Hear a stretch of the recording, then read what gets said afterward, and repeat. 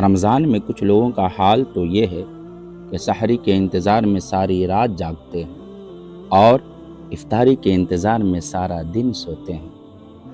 رمضان المبارک وہ مہینہ ہے جس میں دن عبادت کے لیے اور رات قیام کے لیے ہے، لیکن کچھ لوگ رات بھر جاگ کر فضول وقت گزارتے ہیں اور پھر دن بھر سوتے رہتے ہیں۔ کیا یہی روزہ ہے؟ کیا یہی تقویٰ ہے؟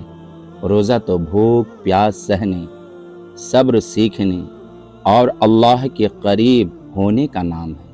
مگر اگر ہم سحری کے انتظار میں پوری رات جاگیں اور پھر دن بھر خواب غفلت میں رہیں تو اس کا کیا فائدہ؟ یہ مہینہ نیند پوری کرنے کے لیے نہیں بلکہ اپنی آخرت سنوارنے کے لیے آیا ہے۔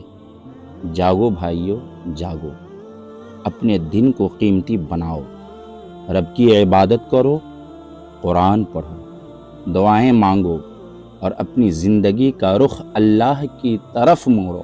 کہیں ایسا نہ ہو کہ رمضان آئے اور چلا جائے اور ہم ہاتھ ملتے رہ جائیں۔ یہ مبارک مہینہ آپ کو ملا ہے، آپ اس میں زیادہ سے زیادہ عبادت کریں، اپنے رب کو یاد کریں، قرآن کی تلاوت کریں، اسی میں کامیابی ہے۔ اللہ پاک ہمیں رمضان کی قدر کرنے والا بنائے اور اس میں زیادہ سے زیادہ نیک اعمال کرنے والا بنائے۔ آمین ثم آمین۔ ہمارا channel new Islamic network subscribe کریں اور ثواب کی نیت سے شیئر بھی کریں۔ شکریہ۔